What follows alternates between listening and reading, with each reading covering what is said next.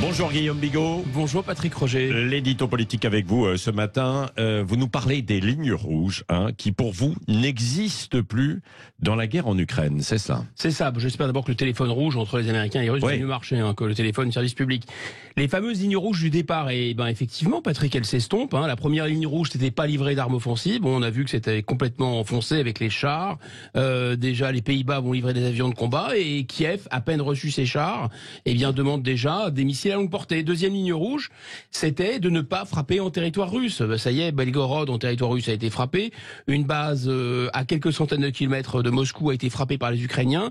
Donc enfoncé. Troisième ligne rouge, la Crimée. Aider les Ukrainiens à récupérer le territoire conquis depuis le 24 février. Oui, les aider à reprendre le contrôle de cette péninsule, la Crimée, aussi stratégique qu'est le port de Sébastopol pour les Russes. Sûrement pas. Ça y est, c'est très ambigu maintenant.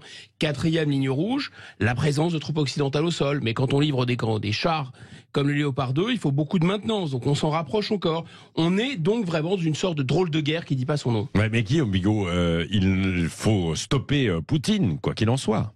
Alors, il est indéniable que Poutine s'est mis dans son tort sur le plan du droit international, il a agressé l'Ukraine, mais en fait, le point central, c'est que ça n'a aucun sens de penser qu'il va ensuite attaquer la Pologne, les Pays-Bas, le reste des pays. On entend il faut stopper Poutine comme on a arrêté Hitler. Mais c'est délirant. C'est le même argument absolument anachronique qu'utilise lui-même Poutine qui prétend dénazifier l'Ukraine.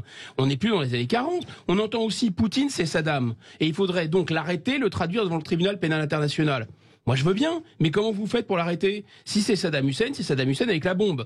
Et puis, est-ce qu'il faut vraiment, Patrick, se réjouir de voir arriver des Panzers dans les plaines ukrainiennes 80 ans après? Il faut vraiment que les stratèges américains soient totalement incultes ou totalement pervers. Sans même parler du nucléaire, la Russie pourrait faire ce qu'elle s'est abstenue de faire jusqu'à présent, c'est-à-dire de frapper des convois d'armes occidentales proches de la frontière polonaise. En réalité, ne faisons aucun doute là-dessus, c'est Poutine qui va décider quand et comment la ligne rouge sera franchie. Et où en sont les responsabilités? Est-ce que la France fait partie des responsabilités dans cette montée, justement?